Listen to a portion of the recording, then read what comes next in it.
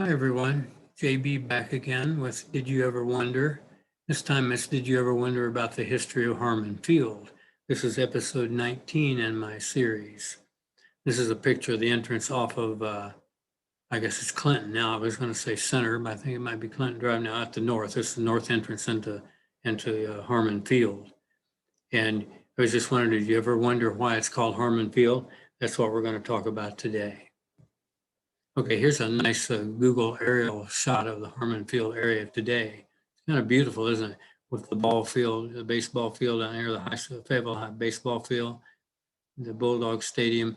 And I think this might be, no, there's their indoor baseball. This used to be the boys club, I think. I'm not sure anymore what that building is, but I want to point out for later reference, down here in this far left corner, I'm going to talk about baseball being played there, and then baseball playing at the far in the left field corner, and in the right field corner, baseball being played in the old days there.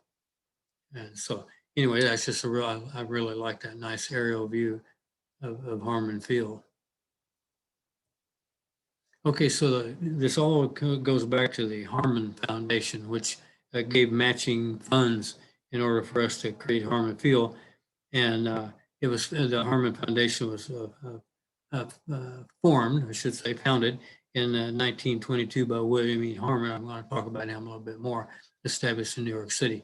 This plaque, which you can barely read, I imagine, says Fayetteville Harmon Field.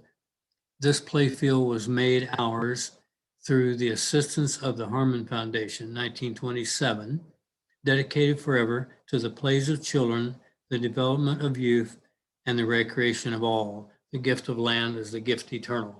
So that's one of the plaques you can see down there.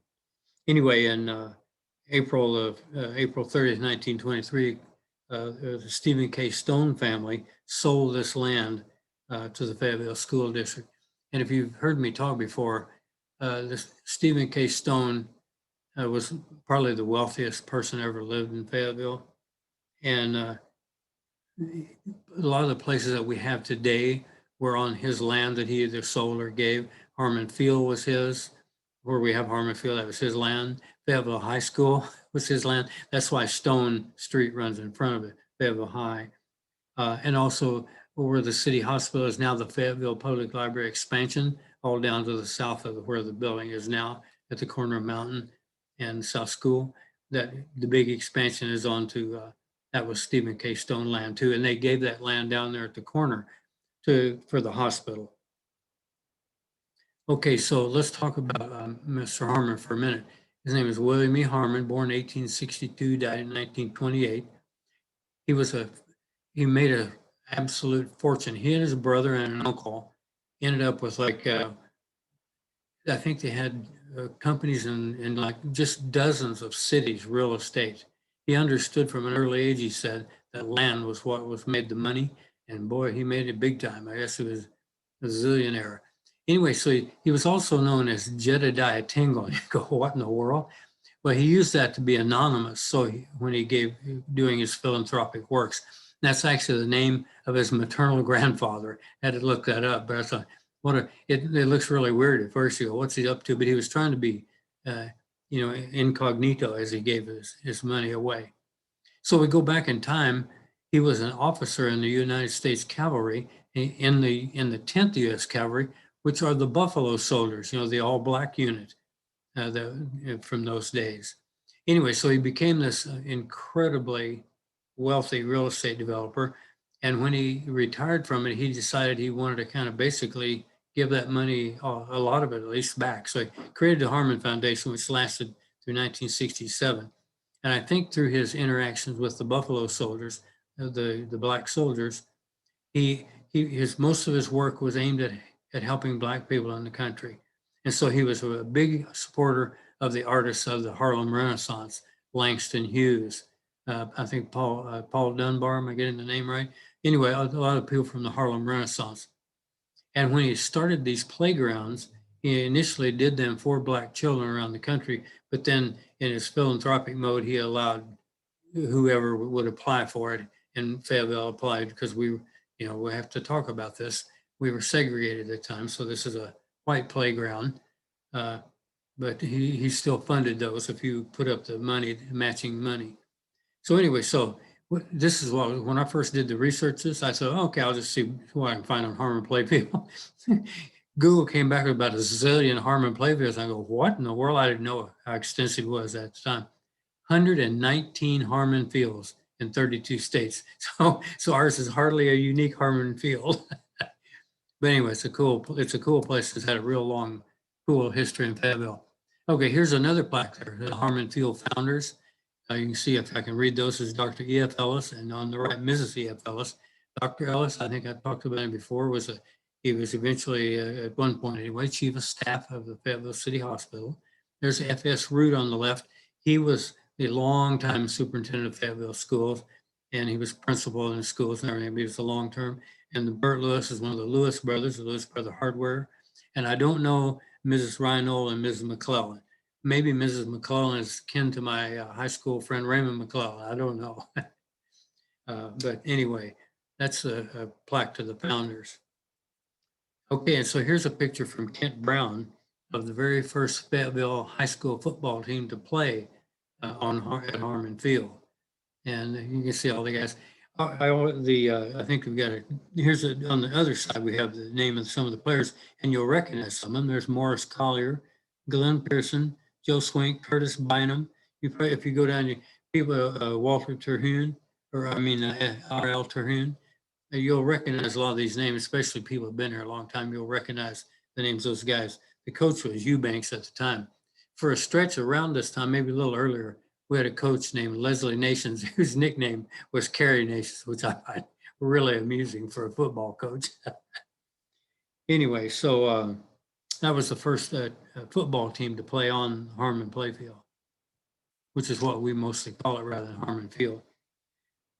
So anyway, in the July 9th of 1927, the Fayetteville School District sold what would be Harmon Field to the Harmon Foundation for $2,000.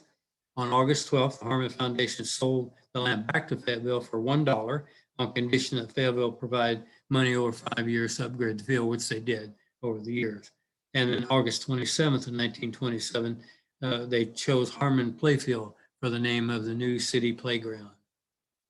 And then this picture here shows you the current configuration of the ball field. There's the Fayetteville High School baseball field. Angling west down the left field line goes due west, and then the football field runs north-south.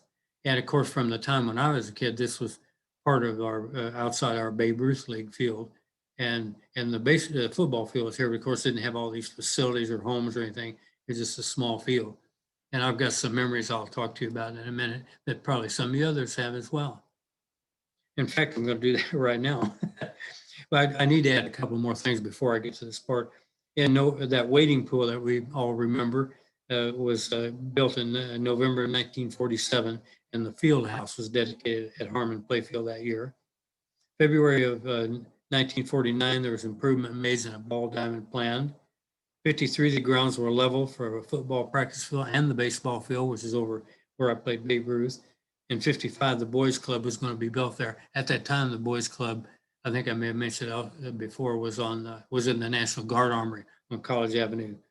And then back in the 50s, this thing, people my age and older and probably younger too, remember we used to have a day in the spring where the schools would let out, and I think they did all the grade school kids and on one day, and then maybe junior high another, and we'd have what they call a play day.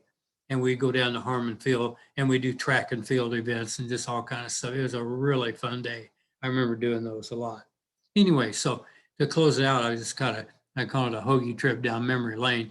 You can see in this would be 1956, I had never played ball before, so I wasn't good enough for Little League. They put me in what's called the Harmon League, and there's my name on there. And there's one of my classmates that held one of our reunions, David Howland, right there. Anyway, you might recognize a lot of these guys, Tommy Butt and Randall Terry, different guys Harold Easdale, guys that are my age that I played against my whole life. And the next year they moved over to City Park League. And for a reason of health reasons, I had been sick the year before. I ended up in that City Park League before I played Little League in 58. But anyway, this used to be down the right field line if you're at the Fayetteville baseball field now. all the way to the end. These are the concrete bleachers from the old Babe Ruth League where I played in 59 and 60 before I moved away. So these are just a couple of memories from there. And back on the football field, some of my, if you're my age and remember, I was on the Fayetteville sixth grade football team that we played Springdale's sixth grade team. So I have a very vivid memory of being in that game. And one of my highlights of my life is a Springdale guy broke free and was running for a touchdown, and I tackled him. Touchdown saving tackle. Another highlight of my moment where life went downhill thereafter. Anyway, so that's a little quick trip down the history of Harmon Field. And I'm going to try to keep that shorter after my episode 18 was way too long because I told you the murder story at the end of episode 18. So if you haven't seen that, then maybe I get you to go back and watch it. Anyway, as usual, thank you very much for watching. I appreciate it. Appreciate your time. Thank you very much, and I'll talk to you soon. Bye-bye.